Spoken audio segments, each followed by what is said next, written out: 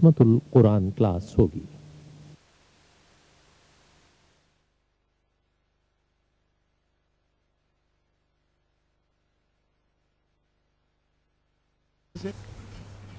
کچھ نئے لوگ داخل ہوئے ہیں۔ ہاں کیا؟ اچھا چند آیات تلاوت جن کی ہو گئی تھی وہ پھر دوبارہ تلاوت کر لیتے ہیں، چار ہی تو ہیں، پھر اس کے ساتھ اگلا رکو۔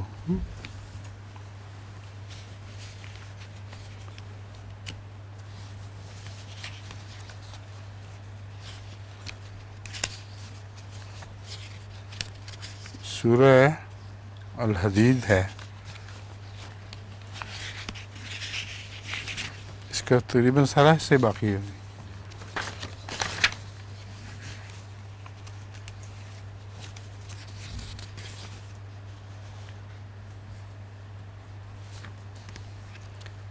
20 کتنی آیت ہیں؟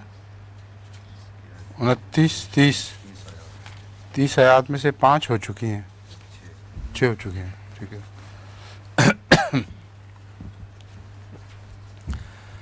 اعوذ باللہ من الشیطان الرجیم، بسم اللہ الرحمن الرحیم، یولج اللیل فی النہار ویولج النہار فی اللیل وهو علیم بذات الصدور، آمنوا باللہ ورسولہ وانفقوا مما جعلکم مستخلفین فیہ فالذین آمنوا منکم وانفقوا لهم اجر کبیر، وما لكم لا تؤمنون بالله والرسول يدعوكم لتؤمنوا بربكم وقد أخذ ميثاقكم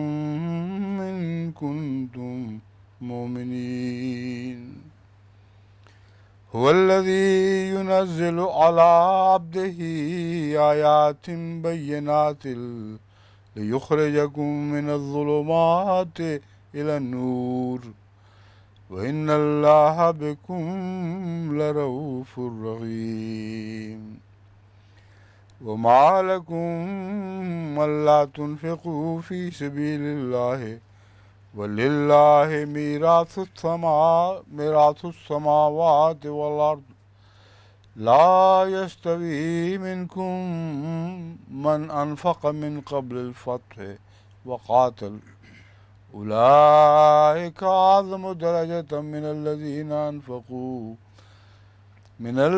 أنفقوا من بعد وقاتلوا، وكلا وعد الله الحسنى والله بما تعملون خبير، من ذا الذي يقرض الله قرضا حسنا فيضاعفه له وله أجر كريم، يوم ترى المؤمنين والمؤمنات يسعى نورهم بين أيديهم وبأيمانهم، بشراكم اليوم جنات تجري من تحتها الأنهار خالدين فيها، ذلك هو الفوز العظيم، يوم يقول المنافقون والمنافقات للذين آمنوا انظرونا نقتبس من نوركم انظرونا نقتبس من نوركم قيل ارجعوا وراءكم فالتمسوا نورا وضرب بينهم بسور له باب باطنه فيه الرحمة وظاهره من قبله العذاب، ينادونهم ألم نكن معكم قالوا بلى ولكنكم فتنتم أنفسكم وتربصتم وارتبتم وغرتكم الأماني حتى جاء أمر الله وغركم بالله الغرور فاليوم لا يؤخذ منكم فدية ولا من الذين كفروا مأواكم النار هي مولاكم وبئس المصير ألم يعن للذين آمنوا أن تخشع قلوبهم لذكر الله وما نزل من الحق ولا يكونوا كالذين أوتوا الكتاب من قبل فطال عليهم الأمد فقست قلوبهم وكثير منهم فاسقون اعلموا أن الله يحيي الأرض بعد موتها قد بينا لكم الآيات لعلكم تعقلون إن المصدقين والمصدقات وأقرضوا الله قرضا حسنا يضاعف لهم ولهم أجر كريم والذين آمنوا بالله ورسله أولئك هم الصديقون والشهداء عند ربهم لهم أجرهم ونورهم والذين كفروا وكذبوا بآياتنا أولئك أصحاب الجحيم.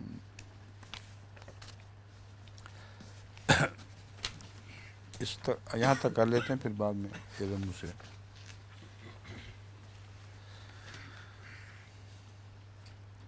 یولج اللیل فی النہار، وہ رات کو دن میں داخل کرتا ہے، وہ یولج النہار فی اللیل، اور دن کو رات میں داخل کرتا ہے، وَهُوَ عَلِيمٌ بِذَاتِ الصُّدُورِ، اور وہ سینے کی باتوں کا بھی ہمیشہ علم رکھتا ہے۔ ذات صدور سینے والی باتیں یا سینے کی باتیں۔ آمنوا باللہ ورسولہ، اللہ اور اس کے رسول پر ایمان لے آؤ، وانفقوا مما جعلکم مستخلفین فیہ، اور اس میں سے خرچ کرو جو اس نے تمہیں اس میں، یعنی زمین میں، زمین بریکٹ میں رکھا ہوا ہے، جو تمہیں اس زمین میں جانشین بناتے ہوئے فرمایا ہے۔ بس تم میں سے وہ لوگ جو ایمان لے آئے، اور اللہ کی راہ میں بریکٹ میں ہے، جو ایمان لے آئے اور اللہ کی راہ میں خرچ کیا، ان کے لیے بہت بڑا اجر ہے۔ وَمَا لَكُمْ لَا تُؤْمِنُونَ بِاللَّهِ، اور تمہیں کیا ہو گیا ہے کہ تم اللہ پر ایمان نہیں لاتے، اور رسول تمہیں بلا رہا ہے کہ تم اپنے رب پر ایمان لے آؤ، جبکہ اے بنی آدم بریکٹ میں رکھنا ضروری ہے، کیونکہ یہ میثاق، جو پہلا میثاق لیا گیا تھا صلب سے، یہ اس کی طرف اشارہ ہے، اس لیے پھر ترجمہ اس بریکٹ کے ساتھ واضح ہو جائے گا۔ رسول تمہیں بلا رہا ہے کہ تم اپنے رب پر ایمان لے آؤ، جبکہ اے بنی آدم تم سے وہ، یعنی اللہ، جبکہ اے بنی آدم وہ تم سے میثاق لے چکا ہے۔ اب یہاں یہ اشتباہ تو نہیں جاتا پیدا ہوتا کہ وہ سے مراد رسول ہو، جب بنی آدم کہہ دیا تو پھر رسول ہونا ہی چاہیے، اتنی سی بات تو سمجھ آ جانی چاہیے، کیونکہ وہ اللہ لکھنا بیچ میں اچھا نہیں لگے گا، وہ اللہ تم سے میثاق دے چکا ہے، اور تمہیں کیا ہو گیا ہے کہ تم اللہ پر ایمان نہیں لاتے، اور رسول تمہیں اپنی طرف بلا رہا ہے کہ تم اپنے رب کی طرف ایمان لے آؤ، جبکہ اے بنی آدم وہ تم سے میثاق لے چکا ہے۔ بہتر ہوتا اگر تم ایمان لانے والوں میں سے ہو جاتے۔ ان کنتم مومنین کا ترجمہ بہتر ہوتا اگر بریکٹ میں رکھ کر کیا گیا ہے، ورنہ پچھلے فلو کے ساتھ وہ چل نہیں سکتا تھا۔ وَقَدْ أَخَذَ مِيثَاقَكُمْ، اور تم سے میثاق لے چکا ہے۔ اگر اس کا صرف اتنا بغیر بریکٹ ترجمہ کریں تو یہ ہوگا اگر تم ایمان لے آنے والے ہوتے، تو میثاق لے چکا ہے اگر تم ایمان لانے والے ہوتے، یہ درست نہیں ہے، نہ یہ منشا ہے۔ بس بہتر ہوتا اگر بریکٹ میں رکھ لیا جائے تو پھر بات خوب واضح ہو جاتی ہے۔ بہتر ہوتا اگر تم ایمان لانے والوں میں سے ہو جاتے۔ هو الذی ينزل على عبده آیات بینات لیخرجکم من الظلمات الی النور، وہی ہے جو اپنے بندے پر روشن آیات اتارتا ہے۔ آیات بینات، یہاں بینات کا معنی کھلی کھلی بھی ہو سکتا ہے، روشن بھی ہو سکتا ہے، لیکن چونکہ مضمون اندھیروں سے نور کی طرف لے جانے والا ہے اس لیے روشن کا ترجمہ زیادہ مناسب معلوم ہوتا ہے۔ وہی ہے جو اپنے بندے پر روشن آیات اتارتا ہے تاکہ وہ تمہیں اندھیروں سے نور کی طرف نکال لے جائے۔ نور کی طرف نکال دے نہیں بلکہ لے جاتے ساتھ، تاکہ وہ تمہیں اندھیروں سے نور کی طرف نکال لے جائے، اور یقیناً اللہ تم پر بہت مہربان، بار بار رحم فرمانے والا ہے۔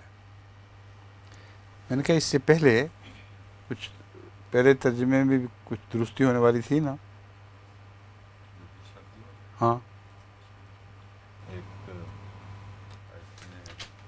ستت ایام اور دوسرا تھا میں نے بعد مشورے تھے والا کل شین، وہ مجھے یاد آ گیا، وہ ہم نے ذکر نہیں کیے ابھی، اس کو یہاں چھوڑ کر، اور ایک کیلے کے متعلق بھی ایک مضمون آیا ہوا ہے، وہ بھی کافی معلومات میں اضافہ کرنے والا ہے، اور ایک اللہ تعالیٰ کے فضل کے ساتھ اس کے نتیجہ میں قرآن کریم کا اعجاز ظاہر ہو رہا ہے، اس لیے وہ ضروری ہے پڑھ کے سنانا۔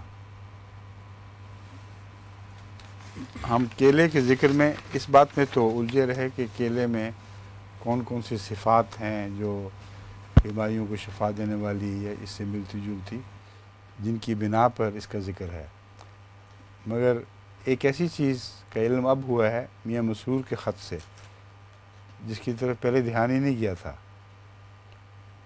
یہ خیال اس خیال میں تھا کہ عرب کے صحرا میں تو کیلا نہیں اگتا ہوگا، مگر آن حضرت صلی اللہ علیہ وآلہ وسلم فلسطین کی طرف کئی سفر کر چکے تھے اور وہاں کیلا اگتا ہے اور دیکھا ہوگا کیلا۔ تو اب جو مضمون میں آپ کے سامنے پڑھ کے سناؤں گا اس پہ آپ دیکھیں ذرا کتنی عجیب بات نکلتی ہے۔ اور وہ جو دو تبدیلیوں والے ہیں وہ پہلے وہ کر لیں، ہاں کریں۔ وَهُوَ عَلَىٰ كُلِّ شَيْءٍ قدیر میں کس کو ہے؟ حادی علی صاحب نے پوائنٹ اٹھایا تھا کہ چیز کرنے کا محاورہ بن رہا تھا وہاں پہ، ہاں، وہ چیز کرنا مناسب نہیں ہے، اس لیے کیا ہم نے کیا لکھا ہوا ہے؟ ہیں دیکھیں،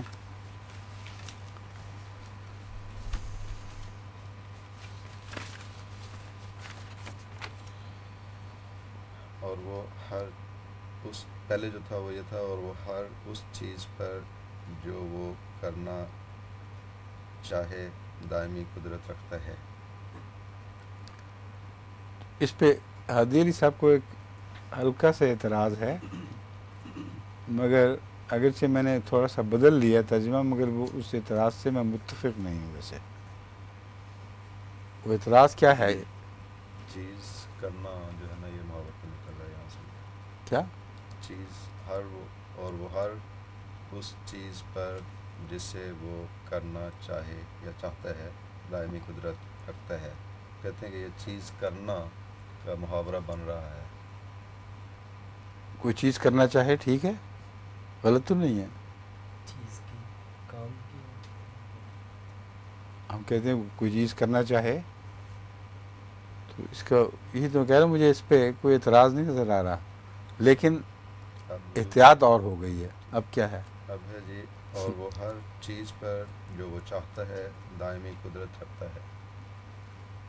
اس میں کرنے کا لفظ اڑ گیا، چھوٹا بھی ہو گیا، بہتر ہو گیا جی، شکریہ. ہاں اگلا. دوسرا تھا امام صاحب نے پوائنٹ اٹھایا تھا کہ فی ستۃ ایام ان کا ترجمہ 6 دنوں میں پیدا کیا. یہ ہے حضور عموماً زمانے یا 6 زمانوں میں نے کہہ دیا. اب 6 زمانوں میں کر دیا. ویسے تو دن کے متعلق اتنی بار وضاحت ہو چکی ہے اور قرآن کے ترجمے جگہ جگہ کہ اگر دن بھی رکھ لیا جائے تو کوئی اشتباہ نہیں اب پیدا ہونا چاہیے، کیونکہ آخری صورتوں میں ہے اور اس سے پہلے بارہا دنوں کے متعلق وضاحت گزر چکی ہے. مگر باہر امام صاحب کا وار خالی نہیں جانا چاہیے، اس لیے میں نے اسے زمانہ کر دیا. کیوں جی ٹھیک ہے.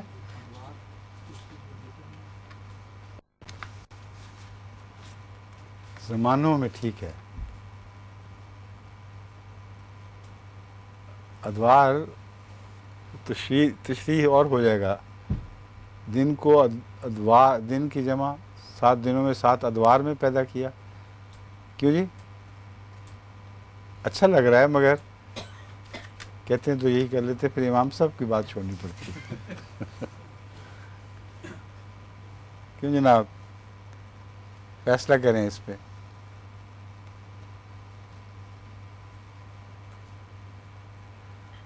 سات ادوار عام اردو پڑھنے والے کے لیے شاید سمجھنا اتنا آسان نہ ہو. ہیں وقفوں میں، وقتوں میں تو زمانہ ہی کیوں نہ رکھنے سے زیادہ وسیع ہے وقت سے. آج میں نے امام صاحب پہ نہیں بات پڑھنے دینا کوئی.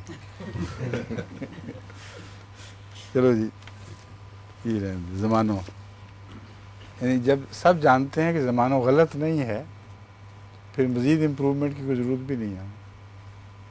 ٹھیک ہے. اچھا یہ تو تھا ترجمے سے تعلق. اب وہ کیلے کے پھل کے متعلق مضمون سنیں. کیلا ہندوستان کی میجر فروٹ کراپس میں سے ہے. کیلے کا آغاز جو دنیا سے روشناس ہوا ہے ہندوستان ہی سے ہوا ہے. انڈیا میں اس کی فصل اتنی ہی پرانی ہے جتنی ہندو تہذیب. تمام تاریخی شواہد بتاتے ہیں کہ ہندو تہذیب کا جس کا پتہ نہیں چلتا کب سے شروع ہوئی، کیلا بھی ان کے ساتھ ساتھ ملتا ہے.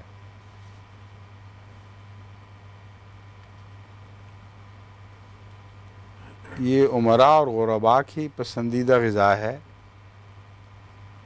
تاریخی شواہد بتاتے ہیں کہ عربوں نے کیلے کو غالباً 7ویں صدی میں انڈیا سے فلسطین اور مصر میں لے جا کر اگایا. اب 7ویں صدی میں تو حضرت صلی اللہ علیہ وآلہ وسلم وصال بھی پا چکے تھے اور آپ کی زندگی میں آپ سے کیلے کی روشناسائی ہوئی نہیں تھی، کوئی سوال ہی نہیں پیدا ہوتا تھا. سمجھے؟ جب قرآن کریم نازل ہو رہا تھا، یہ آیات نازل ہوئی ہیں، تو کیلے کا نام تو عرب جانتے ہوں گے، ورنہ یہ لفظ کیلے کا جہاں ذکر نہ چلتا. لیکن وہ کہاں کہیں اور اگتا ہے، اس کا مسافر آ کے قصہ تو بیان شاید کر دیتے ہوں، مگر کیلا دیکھا نہیں ہوا تھا. اور اپنے زندگی کے تجربے میں کبھی بھی کیلے کا سامنا نہیں ہوا، کیونکہ فلسطین میں اگایا ہی بعد میں گیا ہے، رسول صلی اللہ علیہ وسلم کے وصال کے بعد اگایا گیا ہے. ٹھیک ہے، یہ پہلو جو ہے یہ ایک نشان کے طور پر ہے، مگر کیلے کا تذکرہ عربوں میں کیسے چلا، یہ سوال ہے پیدا ہوتا ہے. صرف جب قرآن کریم میں لفظ کیلا کہا ہے، اس کے متعلق فرمایا ہے کہ یہ خوبیاں ہیں اس میں، جو بھی شکل ہے اس کی. عرب اس ذکر کو جانتے تھے کہ نہیں؟ سوال یہ ہے. کیوں جی؟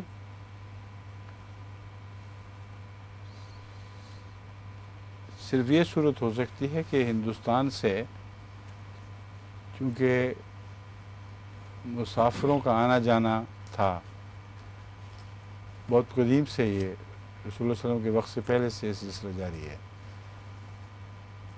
وہ ذکر کرتے ہوں. اور کیا وہ اٹھا بھی لاتے تھے پھل؟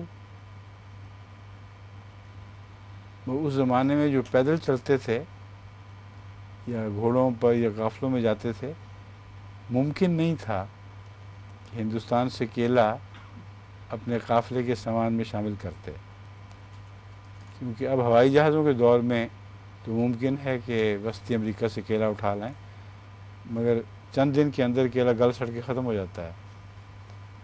اس لیے یہ بات قطعی ہے کہ رسول اللہ صلی اللہ علیہ وسلم نے یا صحابہ نے کیلا دیکھا نہیں ہوا تھا، اور اس کا ذکر سنا ہوا تھا بس. اس لیے اس سنے ہوئے ذکر پر اس وضاحت سے اس کو بیان کرنا جیسے وہ سامنے ہو. اور رسول اللہ صلی اللہ علیہ وسلم کو کبھی بھی نہ کیلا کھانے کا اتفاق ہوا ہو، نہ کیلے کے اگانے وغیرہ اس کی طرز پر سے آشنائی ہو. یہ میں سمجھتا ہوں یہ قرآن کریم کا ایک نشان ہے کہ دشمن جو یہ کہتا تھا، ابھی بھی کہتا ہے کہ آن حضرت صلی اللہ علیہ وآلہ وسلم نے صرف انہی پھلوں سے جنت بھر دی ہے جو پھل عربوں میں مستعمل تھے اور پسندیدہ تھے. یہ ہے نشان والی بات جو میں کرنا چاہتا ہوں. کیلا تو عربوں میں مستعمل نہیں تھا، ان کے پسندیدہ ہونے کا کوئی سوال نہیں، اور صحرا میں ویسے بھی نہیں اگ سکتا تھا. تو جنت میں کیلوں کو اتنی اہمیت دینا یہ ظاہر کرتا ہے کہ رسول اللہ صلی اللہ علیہ وسلم اپنے علم اور خواہش کے مطابق جنت کے پھلوں کا ذکر نہیں کرتے. ان پھلوں کا ذکر کا رسول اللہ صلی اللہ علیہ وسلم کے ذاتی علم اور ذاتی پسند سے کوئی دور کا بھی تعلق نہیں. تو مستشرقین جو یہ اعتراض کرتے ہیں نا کہ رسول اللہ صلی اللہ علیہ وسلم نے جو سنا ہوا تھا، جو دیکھا ہوا تھا وہی، اور جو پسندیدہ تھا اسی سے جنت بھرتے ہیں، اور ہمارے پھلوں کا ذکر نہیں جو دنیا میں اور پھل ہیں. اس کا جواب تو یہ ہے کہ قرآن کریم نے ہر قسم کے پھل کا لفظ لکھ کر یہ ثابت کر دیا کہ اور بھی پھل بکثرت ہیں، اور یہ بھی ذکر فرمایا کہ جو وہ چاہیں. اس لیے جو انگریز مومن فوت ہوں گے ان کو تسلی ہونی چاہیے کہ ان کے لیے اسٹرابریز اور چیریز کا انتظام ہوگا، کیونکہ قرآن کریم نے کسی پہلو کو خالی نہیں چھوڑا. اور جو کیلا کھانے والے ہیں ان کے لیے کیلے کا انتظام ہوگا، مگر جسمانی نہیں. یہ بتا کر پھر میں خوشخبری واپس لے رہا ہوں اس لحاظ سے کہ سب یہ روحانی مناظر ہیں، اس سے زیادہ کوئی حیثیت نہیں. اچھا، پورا مضمون سن لیں. تاریخی شواہد بتاتے ہیں کہ عربوں نے کیلے کو غالباً 7ویں صدی میں انڈیا سے فلسطین اور مصر میں لے جا کر اگایا ہے. یہ وہاں کی جلد ہی مرغوب غذا بن گیا. پھر یہ افریقہ کے مشرقی ساحل پر پھیل گیا اور جلد ہی یہ افریقہ میں رواج پا گیا. مرکزی امریکہ میں 1516 کے لگ بھگ کاشت کیا گیا ہے، یعنی کافی آہستگی کے ساتھ پھیلا ہے، اور ہمارے قریب کے زمانے میں بعض ملکوں میں جہاں کیلے کے اوپر گانے گائے جاتے اور بہت شہرت دی جاتی ہے، ابھی حال ہی میں انٹروڈیوس ہوا ہے 1516 مطلب 16ویں صدی کے آغاز میں۔ ہندوستان میں اس کی بے شمار اقسام ہیں۔ لطف کی بات یہ ہے کہ اس پودے کے پھل کے علاوہ تنا، پتے اور چھلکا سب کام میں لائے جاتے ہیں۔ یہ ایک مزید معلومات ہمیں مل گئی ہیں جو کیلے کی اہمیت کو اور واضح کر رہے ہیں۔ پتوں سے ٹوکریاں بنائی جاتی ہیں، ہیٹ بھی بنتے ہیں۔ اس کا چھلکا کاغذ بنانے کے کام آتا ہے، اور چھلکے کی راکھ سانپ کے زہر کا تریاق بھی ہے۔ یہ تھا خلاصہ مسرور کے خط کا۔ ان کا شکریہ۔ اب 11ویں آیت ہے۔ 10ویں کا آخری حصہ۔ ہاں، وَإِنَّ اللَّهَ بِكُمْ لَرَءُوفٌ الرَّحِيمٌ، اور یقیناً اللہ تم پر بہت مہربان، بار بار رحم فرمانے والا ہے۔ یہ جو اب تک آیات گزر چکی ہیں ان کے متعلق تو کوئی قابل توجہ ایسی بات نہیں جس کی وضاحت کرنے کی ضرورت ہو، کیوں جی؟ ہے؟ ہاں نہیں۔ وَمَا لَكُمْ أَلَّا تُنْفِقُوا فِي سَبِيلِ اللَّهِ، اور تمہیں کیا ہو گیا ہے کہ تم اللہ کی راہ میں خرچ نہیں کرتے، جبکہ آسمانوں اور زمین کی میراث اللہ ہی کی ہے۔ اب جس کی راہ میں خرچ کرنا ہے اس کے متعلق یہ جو فرمایا گیا کہ میراث اس کی ہے، یہ پہلی بات کا سے تضاد تو نہیں رکھتا یہ مسئلہ؟ یہ بتائیں پہلے۔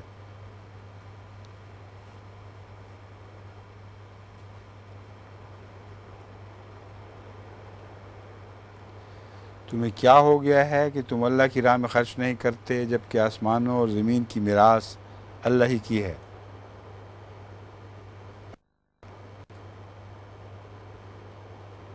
کنور صاحب ہیں؟ حدیث کا مضمون کیا ہے کہ دینے والے وہ دینے سے کیوں ڈرتے ہیں، اور نہ دو گے تو پھر بھی تو اسی کے پاس ہی آنا ہے۔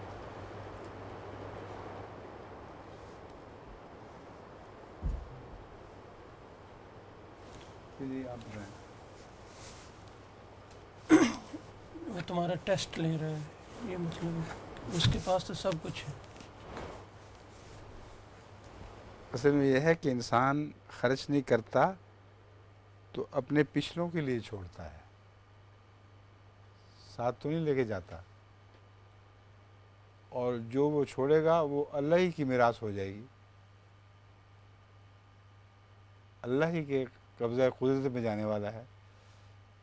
تو اب اگر خرچ کرو گے تو ثواب بھی ملے گا، اور خرچ نہیں کرو گے تو اللہ ہی نے مالک بننا ہے اس کا، تو اس سے تم روک نہیں سکتے اس کو، اپنے اموال اور اپنی دولتوں کو تم اللہ سے روک نہیں سکتے۔ یہ سب میراث اسی کی ہے، اور جن کو تم اپنی میراث دیتے ہو ان کی نہیں رہے گی، یہ ہے اصل مفہوم۔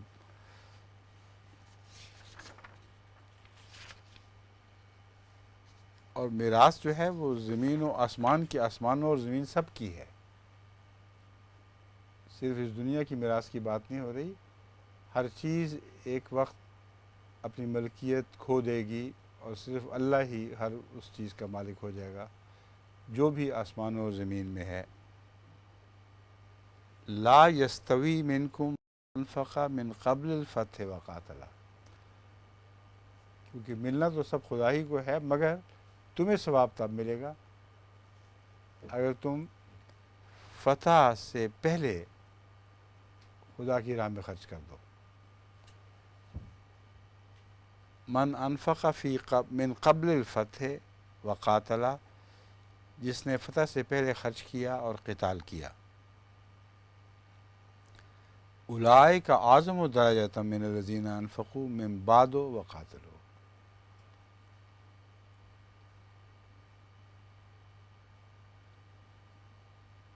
یہ لوگ درجے میں ان سے بہت بڑھ کر ہیں جنہوں نے بعد میں خرچ اور قتال کیا.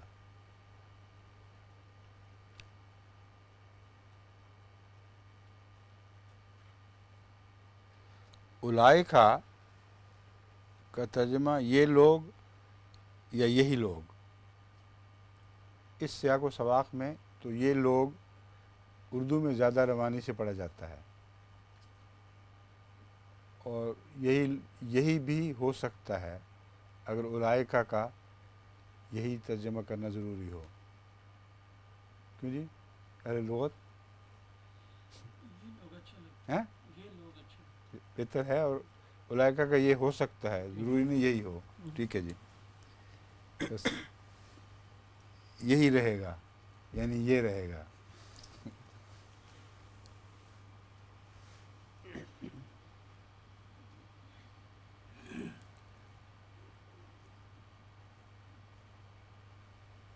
کیونکہ یہاں یہ ہم نے پہلے میں لکھا ہوا تھا، پھر اس کو کاٹ کے یہی جو کیا تھا نا مجبوراً خیال سے کہ شاید یہی کے سوا ممکن نہ ہو، یہ کاٹ دیں، یہ بحال کر دیں. یہ لوگ درجے میں ان سے بہت بڑھ کر ہیں جنہوں نے بعد میں خرچ اور قتال کیا، اور ہر ایک سے اللہ نے بہترین وعدہ فرمایا ہے. حسنہ آسن کی تانیث ہے نا، اس لیے بہترین کا معنی اس میں طبعاً لازم داخل ہے.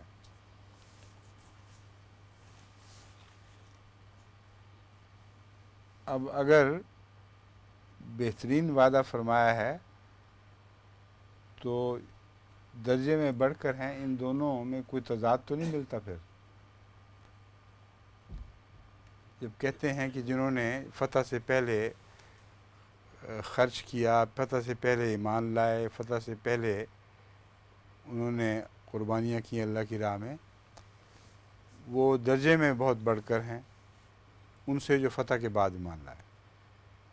لیکن جب کل کا لفظ آیا ہے تو مطلب یہ ہے کہ سب میں سے، ان میں سے جو پہلے ہوئے یا بعد میں ہوں گے، ان سب سے اللہ نے بہترین وعدہ فرمایا ہے. یہ تضاد اس لیے نہیں ہے کہ ہر ایک سے اس کے حال کے مطابق وعدہ فرمایا گیا ہے، اور ہر ایک کا حال الگ الگ ہونے کے نتیجے میں اس کا بہترین اس کے تعلق میں الگ الگ مضمون رکھتا ہے. بس یہ جو ہے جو خاص طور پر پیش نظر رکھنا چاہیے کہ اللہ نے ہر شخص کو اس کے حال کے مطابق بہترین وعدہ دیا ہے. واللہ بما تعملون خبیر. اسی لیے اس بات کا اصرار ہے کہ چونکہ جانتا ہے کہ تم لوگ کس کس حال میں ہو، کس کس استطاعت یا اہلیت کے لوگ ہو، اس لیے یہ جو مضمون ہے یہ بالکل درست فرمایا جا رہا ہے. واللہ بما تعملون خبیر، اور اللہ اس سے ہمیشہ باخبر رہتا ہے جو تم کرتے ہو.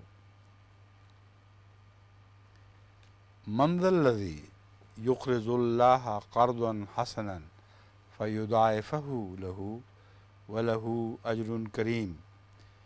کون ہے جو اللہ کو قرض حسنہ دے بس وہ اسے اس کے لیے بڑھا دے، اور اس کے لیے ایک بڑی عزت والا اجر ہے، اجر کریم. یوم تری المؤمنین والمؤمنات یسعی نورہم بین ایدیہم وبایمانہم بشراکم الیوم جنات تجری من تحت الانہار خالدین فیہا ذالک هو الفوز العظیم. یہ عربی میں تو بالکل صاف روانی کے ساتھ سمجھ آ رہا ہے، مگر جب ترجمہ کیا جاتا ہے تو اچھے اچھے ترجمہ کرنے والے بھی کچھ مشکل میں پڑے ہوئے معلوم ہوتے ہیں.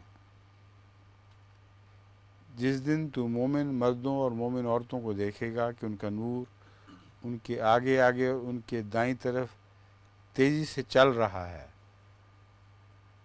یسا بین، اور آگے آگے بھاگا جا رہا ہے، تو لگتا ہے کہ وہ ان کو پیچھے چھوڑ جائے گا.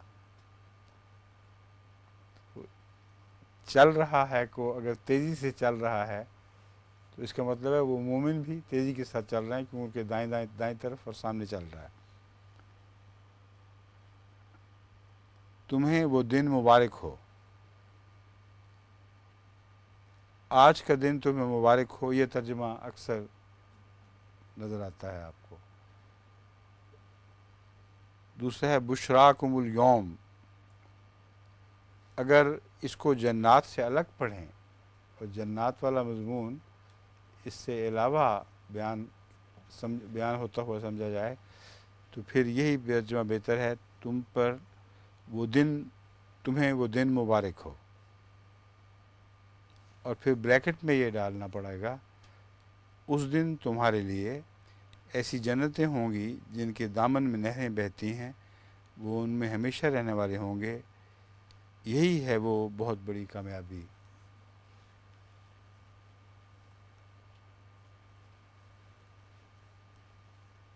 سمجھیں یہ ترجمہ اختیار کرنے میں کیا مشکل اوائڈ کی گئی ہے۔ جوڑنے سے جو ترجمہ بنتا تھا، آج کے دن مبارک ہوں ایسی جنتیں، آج کے دن بشارت ملے تمہیں ایسی جنتوں کی، کیونکہ وہ مگر جنتوں کی بشارت تو پہلے دی جا چکی ہے۔ سمجھیں یہی ہے نا دقت جو ترجمہ کرنے والوں کو درپیش رہی ہے، اور وہ بعض دفعہ بریکٹیں بڑھا کر یا الیوم آج کا دن ترجمہ کرتے ہیں تو پھر اگلی بات کے ساتھ اس کو جوڑنا مشکل بن جاتا ہے۔ بشرا لکم الیوم، بشراکم الیوم، لکم نہیں ہے، بشراکم الیوم، تمہاری خوشخبریاں آج کے دن جنتیں ہوں گی، یہ ترجمہ بنے گا نا پھر۔ حالانکہ اس دن ان کی جنتیں ان کی خوشخبریاں نہیں ہوں گی، بلکہ ان کے لیے مبارک ہوں گی۔ جنتیں خوشخبریاں پوری ہونے کا نشان ہوں گی۔ کیوں جی غور کر رہے ہیں اس پہ؟ تو اس پہلو سے پھر یہ ترجمہ آپ دیکھیں کہ یہ درست ہے یا تبدیلی کا محتاج ہے۔ تمہیں وہ دن مبارک، اس دن تمہارے لیے بریکٹ میں ایسی جنتیں ہوں گی، اس لیے مبارک ہے کہ اس دن تمہارے لیے ایسی جنتیں ہوں گی جن کے دامن میں نہریں بہتی ہیں اور وہ ان میں ہمیشہ رہنے والے ہوں گے، یہی وہ بہت بڑی کامیابی ہے جس کا ذکر پہلے گزر چکا ہے۔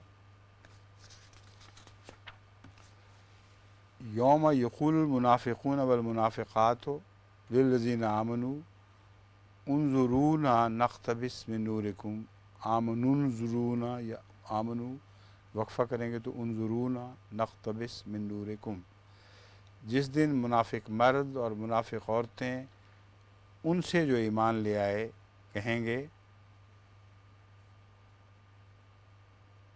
ایمان لے آئے یا ایمان لائے تھے،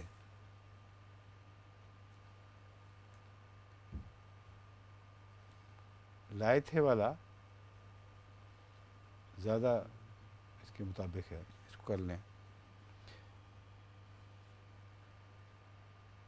جس دن منافق مرد اور منافق عورتیں ان سے جو ایمان لائے تھے کہیں گے کہ ہم پر بھی نظر ڈالو، ہم بھی تمہارے نور سے کچھ فیض پا لیں۔ نقتبس من نورکم میں نقتبس کا ترجمہ فیض پانا ہے، میرے نزدیک یہ بالکل درست ہے نا لغت کے اعتبار سے بھی۔ نقتبس من نورکم قیل ارجعوا وراءکم، کہا جائے گا اپنے پیچھے کی طرف لوٹ جاؤ۔ فالتمسوا نورا، بس نور تلاش کرو۔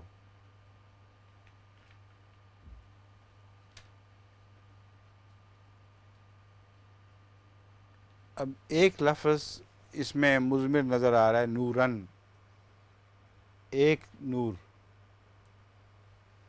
لیکن جب ایک نور آپ کہیں گے تو بات بنتی نہیں.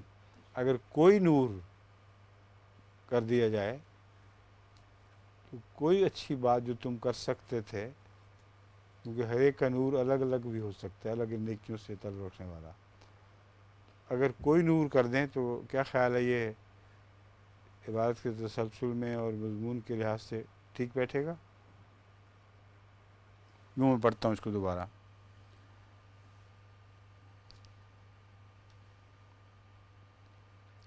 کہا جائے گا کہ واپس لوٹو، پس کوئی نور تلاش کرو،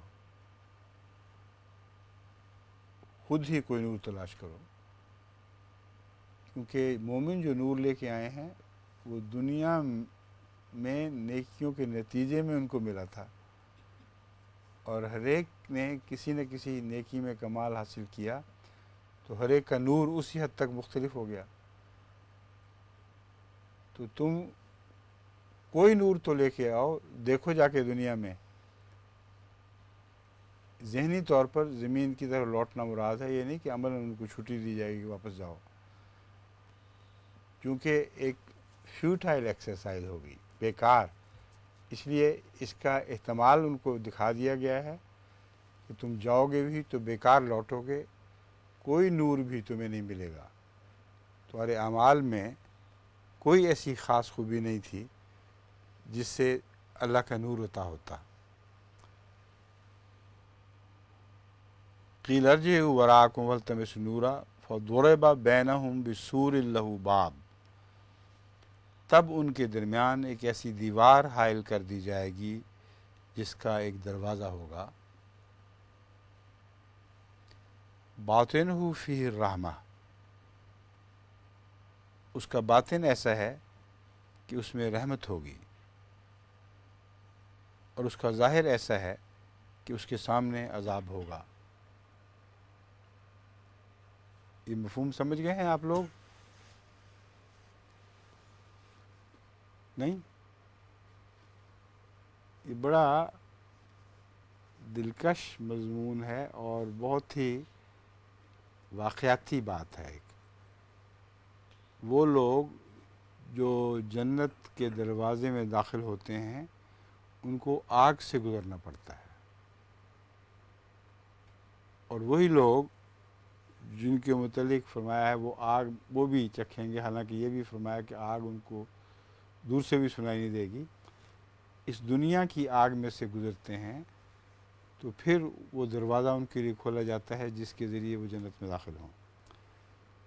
تو باطن میں تو جنت ہے اور ظاہر میں آگ ہے. اس کے سامنے ایک آگ کا تنور ہوگا، ایک عذاب ہوگا آگ والا. جب تک وہ اس میں سے نہیں گزریں گے وہ جنت کے مستحق نہیں قرار پائیں گے. ٹھیک ہے؟ یہ اب مضمون سمجھ آ گئی نا؟ اب دیکھیں اس ترتیب، اس کو سمجھنے کے بعد جب ترجمہ پڑھتے ہیں تو یوں ہوگا: تب ان کے درمیان ایک ایسی دیوار حائل کر دی جائے گی جس کا ایک دروازہ ہوگا، اس کا باطن ایسا ہے کہ اس میں رحمت ہوگی، اور اس کا ظاہر ایسا ہے کہ اس کے سامنے قبل اس کے سامنے عذاب ہوگا.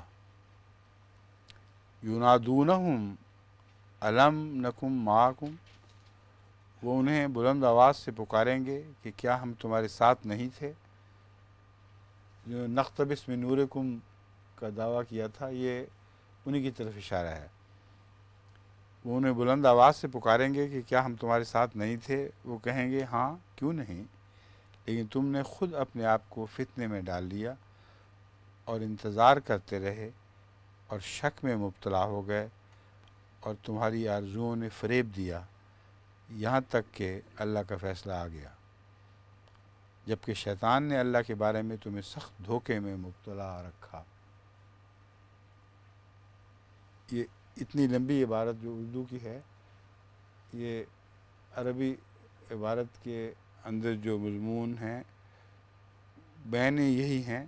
بریکٹ صرف میں نے تمہاری کے اوپر ڈالی ہوئی ہے. باقی سب اس میں عربی زبان کے اندر یہ خاصیت ہے کہ تھوڑے لفظوں میں زیادہ بیان کر دیتی ہے. اور خاص طور پر قرآن کریم ینادونہم الم نکم معکم، وہ انہیں بلند آواز سے پکاریں گے کہ کیا ہم تمہارے ساتھ نہیں تھے. قالوا بلا، وہ کہیں گے ہاں کیوں نہیں. ولیکنکم فتنتم انفسکم، لیکن تم نے خود اپنے آپ کو فتنے میں ڈال لیا. فتنتم انفسکم، تم نے اپنے آپ کو فتنے میں ڈال لیا. خود کو بھی اڑایا جا سکتا ہے، اگر اڑا دیں تو حرج بھی کوئی نہیں، لیکن تم نے اپنے آپ کو فتنے میں ڈال لیا. وتربصتم، اور شک میں مبتلا رہے. ورتبتم، اب دو لفظ ہیں. پہلے تربص کا تو انتظار ہوگا، اسی لیے مجھے تعجب ہوا تھا. وتربصتم، اور انتظار کرتے رہے. ورتبتم، لیکن اس انتظار کے باوجود شک میں مبتلا رہے. ایسا انتظار نہیں تھا کہ جسے انسان امید کی نظروں سے دیکھ رہا ہو. اس شک میں مبتلا رہتے ہوئے انتظار کرتے رہے کہ شاید کوئی ہو جائے، کچھ ہو جائے تو ہو جائے، مگر لگتا نہیں کہ کچھ ہوگا. اور تمہیں آرزوؤں نے فریب دیا. یہاں تمہاری کی بریکٹ رکھنے کی ضرورت ہے یا وہ بھی کاٹ دی جائے؟ کاٹ دی جائے، ہیں؟ ہاں کاٹ دو اس کو بھی، چلو. اور تمہیں آرزوؤں نے فریب دیا یہاں تک کہ اللہ کا فیصلہ آ گیا. حتیٰ جاء امر اللہ وغرکم باللہ الغرور، اور تمہیں جبکہ میں نے واو کو حالیہ، اگر میں حالیہ لوں تو پھر یہ بنے گا جبکہ شیطان نے اللہ کے بارے میں تمہیں سخت دھوکے میں مبتلا رکھا. ٹھیک ہے. غرور اور غرور، یہ قرآن کریم میں دو لفظ استعمال ہوتے ہیں. تو یہ سمجھ لیں اچھی طرح کہ جب غین پہ پیش ہو تو اس سے مراد غرور ہے، اور جب زبر ہو تو اس سے مراد غرور دینے والا، غرور پیدا کرنے والا، یعنی شیطان. غرور. فَالْيَوْمَ لَا يُؤْخَذُ مِنْكُمْ فِدْيَةٌ وَلَا مِنَ الَّذِينَ كَفَرُوا.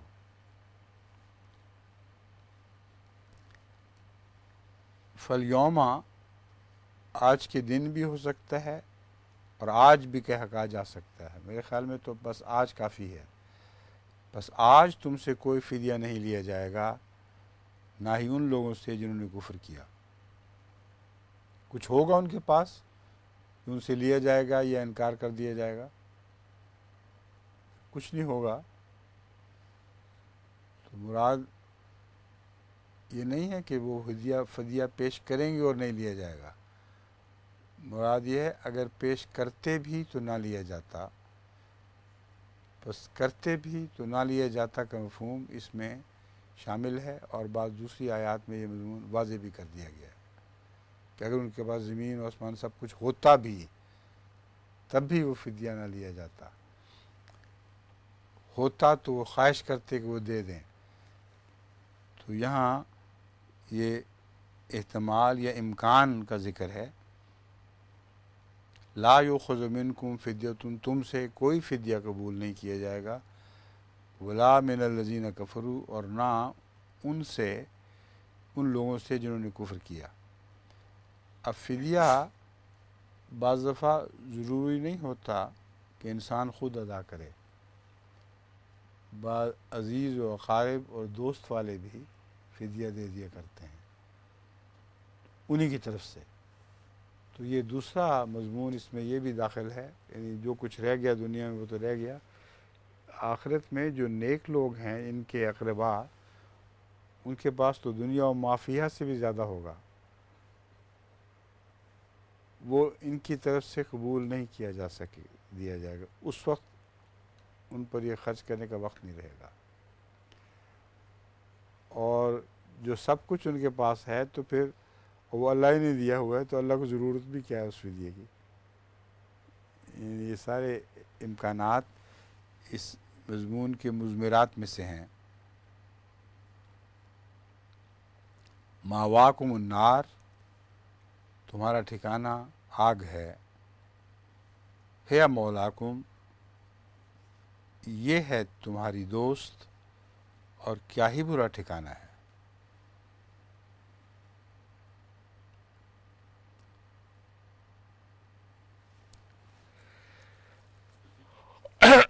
مولاک ترجمہ حضرت میر صاحب نے رفیق کیا ہوا ہے، اور حضرت مسلم موعود نے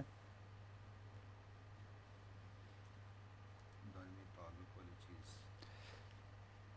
دائمی تعلق والی چیز، اور میں نے سیدھا سادہ جو عربی مولا کا ترجمہ دوست ہے وہی رکھا ہے۔ تمہارا آگ تمہارا ٹھکانہ ہے، یہی تمہاری دوست ہے۔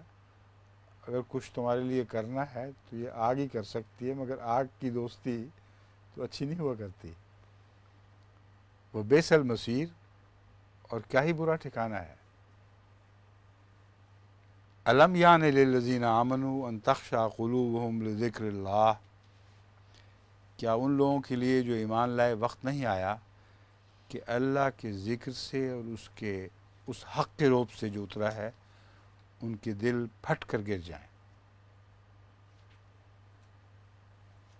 یہ جو تخشع کا لفظ ہے، اس میں ساری لغات ہم نے دیکھی ہیں، اور اہل زبان اس بات کی واضح تائید کر رہے ہیں کہ تخشع سے مراد پھٹ کر گر جانا بھی ہے،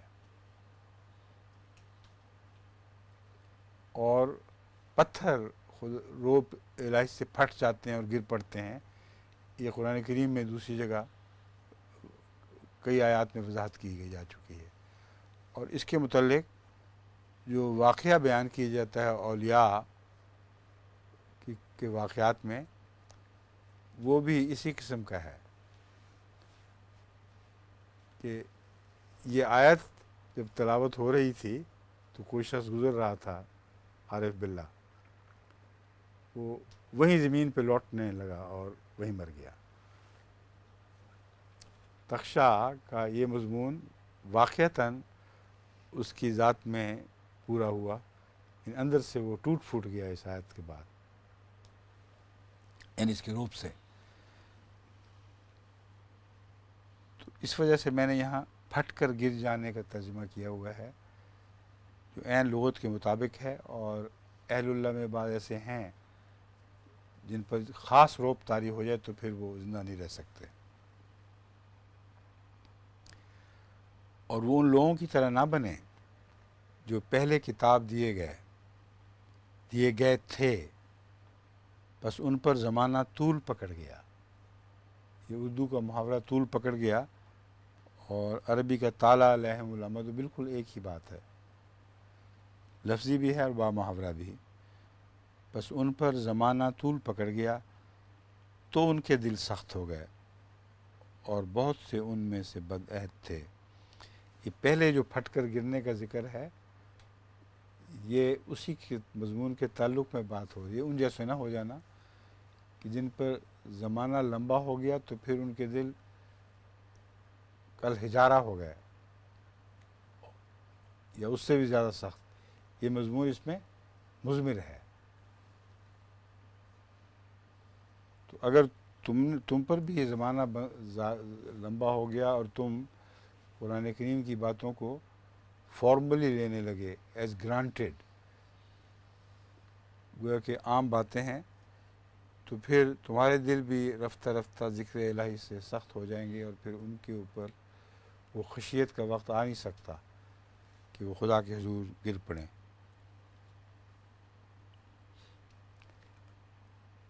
تو ان کے دل سخت ہو گیا، اور بہت سے ان میں سے بدعہد تھے، کثیر تعداد میں ان میں بدعہد لوگ تھے، جس کا مطلب یہ ہے کہ پہلے لوگوں میں سے سب کو بدعہد نہیں قرار دیا جا رہا، ان میں استثناء موجود تھے، اور آج بھی قرآن کریم سے پتہ چلتا ہے کہ ہمارے علم میں ہوں یا نہ ہوں، کئی یہود ایسے بھی ہیں جو مستثنیٰ ہیں، ان کو پوری طرح قرآن کا علم نہیں ہے، مگر اللہ کے ذکر سے ان کے دل واقعتاً پھٹ جاتے ہیں، ان کی آنکھوں سے آنسو بہتے ہیں۔ وہی بہتر جانتا ہے کہ وہ کون لوگ ہیں اور ان سے کیا سلوک ہوگا۔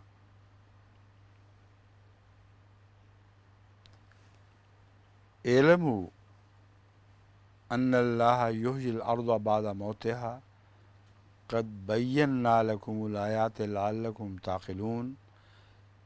جان لو کہ اللہ کی زمین کو جان لو کہ اللہ زمین کو اس کی موت کے بعد ضرور زندہ کرتا ہے۔ ہم آیات کو تمہارے لیے کھول کر بیان کر چکے ہیں تاکہ تم عقل سے کام لو۔ زمین کو ضرور زندہ کرتا ہے موت کے بعد، اس طرف بھی اشارہ ہے کہ یہ دنیا میں تم جب مٹ جاؤ گے تو پھر آخرت میں زندہ ہوگے۔ وہ زمین تبدیل ہو چکی ہوگی، اس لیے ہوگا وہ زمین کا دوبارہ زندہ کرنا ہی۔ تو بدل الارض غیر الارض ہے، تو مراد یہ ہے کہ اس جیسی زمین نہیں، مگر کوئی ایسی ارض ہے جس سے تم نے اٹھایا جانا ہے، اور وہ یہاں اگر تم مر چکے ہو تو تمہارا روحانی زندہ کرنے سے یہ مراد نہیں ہے کہ تم روحانی طور پر زندہ ہو جاؤ گے، بلکہ تم اپنی نئی شکل میں زندہ ہوگے۔ یہ باریک پیچیدہ مضمون ہے جسے پوری طرح ذہن نشین کر لینا چاہیے۔ زمین کو ضرور زندہ کرتا ہے۔ اب ہر زمین جو خشک ہو جائے، جو کچھ نہ پیدا کر سکے، سوال یہ ہے کیا وہ ہر زمین ضرور زندہ ہوتی ہے؟ کیوں جی؟ ہوتی ہے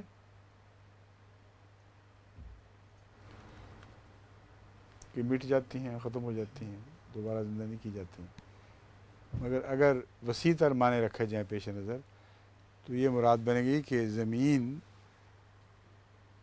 اس دنیا میں بھی ایک زمین ہے، اس دنیا میں بھی ایک زمین کا بدل موجود ہے، اسے زمین ہی کہا جائے گا کیونکہ وہی ہمارا وہاں ٹھہرنے کا مقام ہے، اسی میں سے ہم جی اٹھائے جائیں گے۔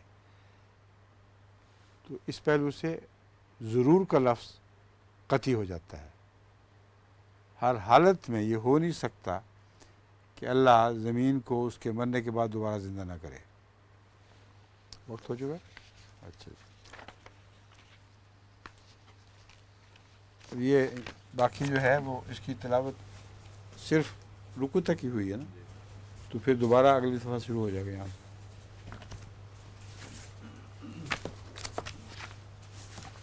اور سورہ مجادلہ یہ بھی ہمیں ابھی دیکھنا ہے نا دوبارہ۔ ٹھیک، اچھا جی، السلام علیکم ورحمۃ اللہ۔